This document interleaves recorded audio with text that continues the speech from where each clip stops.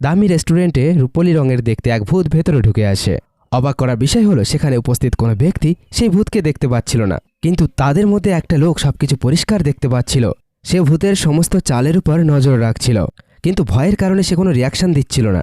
কারণ যদি ভূত জানতে পারে তাকে কেউ দেখতে পাচ্ছে, তবে তো তার পরিণাম অনেক বেশি খারাপ হবে। কিছু সময় পরে ভূত ধীরে ধীরে কিছু সুন্দর মেয়েদের গ্রুপের সামনে যায়।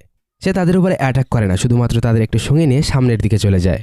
সেই লোকটা তো মজবুরিতে পড়ে এমন ভাব করে সে কিছুই দেখতে পাচ্ছে না। এরপরে ভূত তার গার্লফ্রেন্ডের দিকে এগিয়ে যায় আর নিজের মুখ খোলে, আর সে তার চিপচিপের জিভ বের করে তার গালে চাটতে থাকে। এই দৃশ্য দেখে নিজেকে ঠিক রাখার জন্য জোর করে সে নিজের মুখে হাসি ফুটিয়ে রাখে।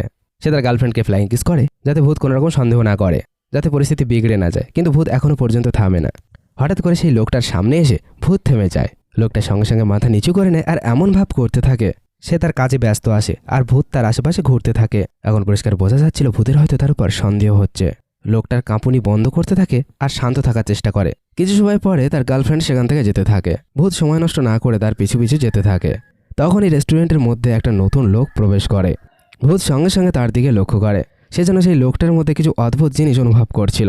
কিছু সময়ের মধ্যে ভূত তার পুরনো নিশানা ছেড়ে দেয় আর নতুন লোকটার পেছনে পড়ে যায়। সে লোকটাকে খুব ভালোভাবে দেখতে থাকে, যেন কেউ ডাকছে। এমনভাবে ধীরে ধীরে অনেক কটা ভূত রেস্টুরেন্টে প্রবেশ করতে থাকে। সমস্ত লোকেরা সেই অচেনা লোকটার আশেপাশে জমা হতে থাকে। সেই লোকটা তো কিছুই বুঝতে পারে না, কিন্তু যে ভূতেদের দেখতে পায় সে তো সবকিছু পরিষ্কার দেখছিল। ধীরে ধীরে সমস্ত রেস্টুরেন্ট ভূতে ভর্তি হয়ে গিয়েছিল। এই দৃশ্য দেখে তার তো লোম খাড়া হয়ে যায়। যত ভূত এক জায়গায় হচ্ছিল তত ভালোভাবেই বোঝা যাচ্ছিল এই ছোট্ট শহরটা এইবার বিপদে পড়তে চলেছে।